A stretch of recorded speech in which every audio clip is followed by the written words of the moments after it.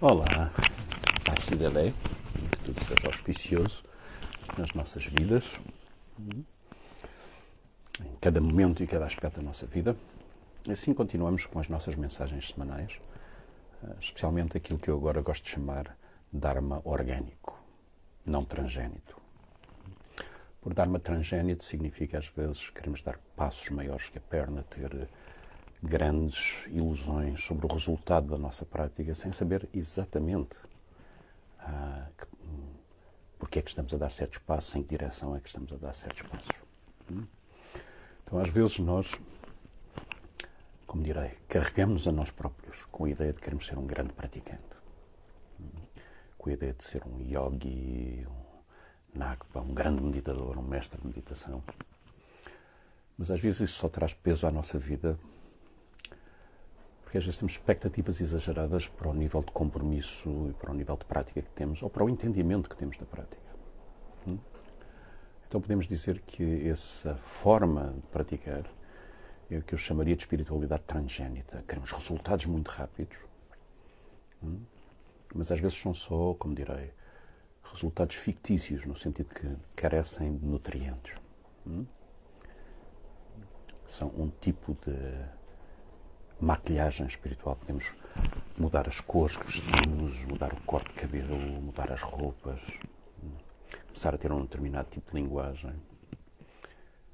Mas esse tipo de abordagem frequentemente cria muitos conflitos interiores, pode levar a muita arrogância. Outras vezes é um grande peso a ideia de meditar para ser um grande praticante, em vez de simplesmente meditar para ser uma melhor pessoa. Então eu gostaria de hoje lançar, na continuidade da análise sobre sementes, uma pergunta extremamente importante aos agricultores espirituais. E algumas destas perguntas são mesmo fundamentais para vermos que direção é que vamos tomar na nossa prática e que nível de compromisso é que queremos e conseguimos ter com a nossa prática. Então a primeira pergunta que eu lançaria, talvez tenhamos mesmo que nos sentar um pouquinho, acalmar, pode ser na nossa casa, num sítio com espaço, na praia, na serra, não importa. E perguntar o que é que praticar significa para mim. Ou seja, não é o que é que significa para os textos budistas. Não é o que é que significa para o meu lama. É o que é que significa para mim. O que é que significa praticar? Essa é uma pergunta de veras importante.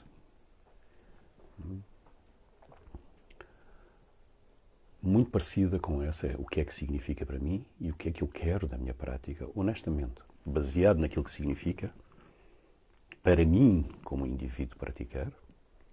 Volto a dizer, não para o lama, não para os textos, não para o sangha. O que é que significa para mim, como indivíduo, praticar?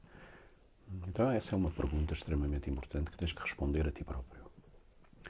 Porque quanto mais clara for essa resposta, mais fácil é de tua determinação de praticar. Então encontrarás a diligência natural, encontrarás o entusiasmo.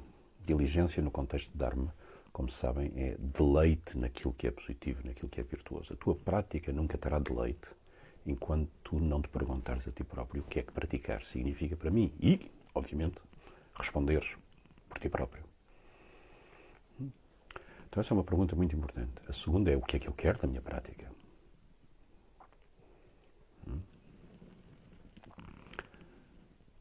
Então, uma vez que entenda o que é que praticar significa de facto para mim, é muito mais fácil, volto a dizer, querer ter o conhecimento da prática e querer envolver-me na própria prática e tomar uma direção. Senão, enquanto eu praticar só porque o que o lama diz, o que os textos dizem, na verdade não há alegria interior. Parece que estamos sempre a ser forçados. É como se o lama fosse um bom vendedor ou um bom advogado, tem muito boa argumentação. Nós não temos como refutar, mas no nosso coração não estamos verdadeiramente convertidos. Eu gosto desta palavra, convertidos. Há o facto de ser convencido que é algo que vem da argumentação superior de alguém ou dos textos que lemos, e ao facto de mudarmos no nosso coração. E a única forma de mudar no coração é perguntares honestamente a ti o que é que praticar significa para mim, qual a importância que tem, quão prioritário é na minha vida. E por muitas questões que isto possa lançar, até que possa ser um pouco desaquietante, porque não sabes como encontrar resposta, é algo que tens que gastar algum tempo se queres tirar algum benefício da tua prática.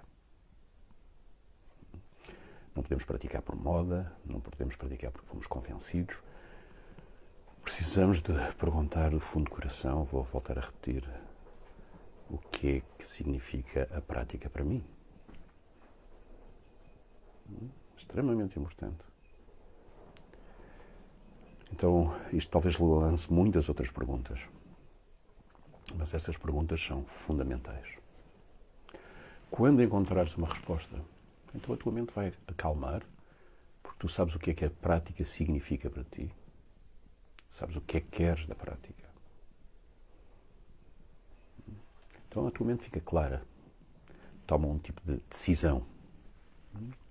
Enquanto não tomarmos essa decisão é estranho, mas às vezes, não sei se já repararam, usamos a prática como desculpa para não estar verdadeiramente aplicado na nossa vida familiar ou na nossa vida profissional.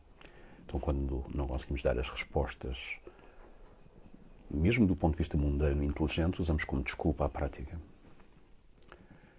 E, ao mesmo tempo, usamos os nossos compromissos mundanos, familiares, relacionais, como desculpa para não praticar. Finalmente, nem somos bons praticantes, nem bons profissionais, por exemplo.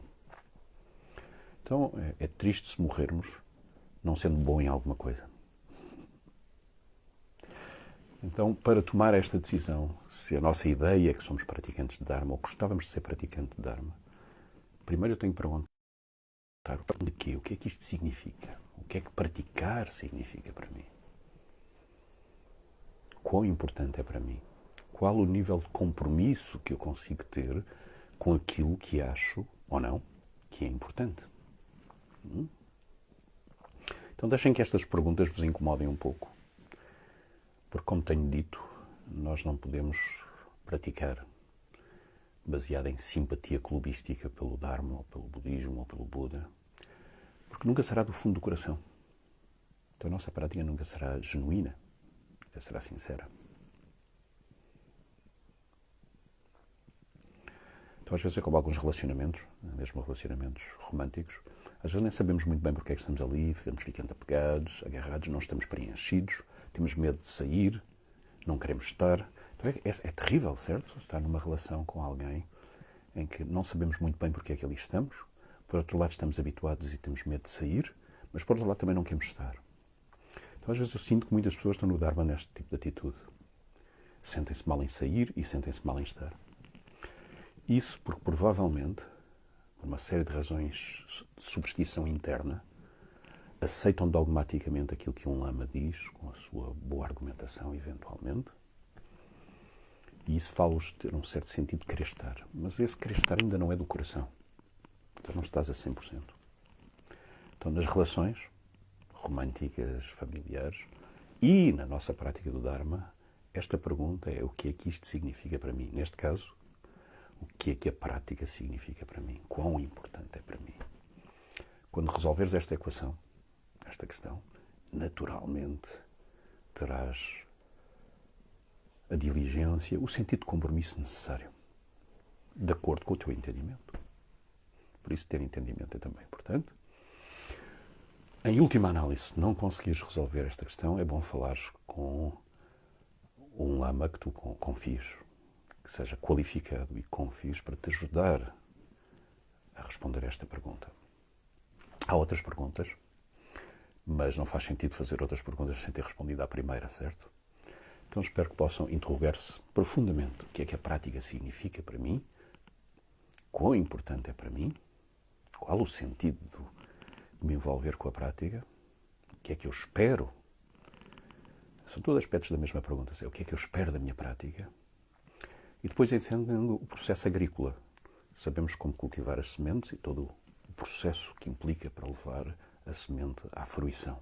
Não só à fruição mais imediata, de desabrochar, mas até que seja uma árvore com frutos e flores. Uma árvore que dá sombra quando é necessário, que embeleza a vida com flores e nutre.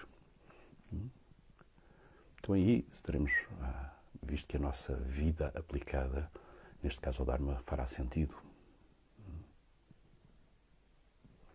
É extremamente simples e maravilhoso ao mesmo tempo. Então espero que possam levantar esta pergunta e aí verão que quando conseguirem responder que as indecisões, o medo de se comprometer, fundamentalmente, somos como alguém que diz que gosta. Eu vou falar da minha perspectiva. Perdoem-me, talvez não seja de modo de dizer que sou heterossexual, porque agora não podemos definir-nos de forma nenhuma, mas esta é a forma como eu vejo. Então, sem querer ofender nenhuma outra sensibilidade, diremos, brincando um pouco, é a minha consciência de género e de orientação, porque às vezes não parece haver confusão entre estas duas coisas, mas tirando isto, às vezes nós estamos apaixonados, eu vou falar, volto a dizer, da minha perspectiva, por uma mulher, ou achamos que estamos apaixonados, estamos numa relação, mas temos medo de compromisso.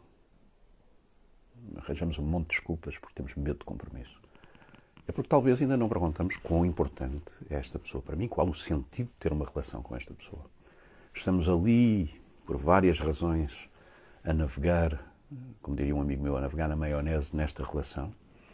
Mas temos medo do compromisso. Ou medo de sair. Então, muitas pessoas dizem que têm medo do compromisso com o Dharma. É fundamentalmente porque nunca se perguntaram qual é o sentido da prática para mim. E termino aqui, eu sei que estou a ser extremamente chato e incisivo neste ponto.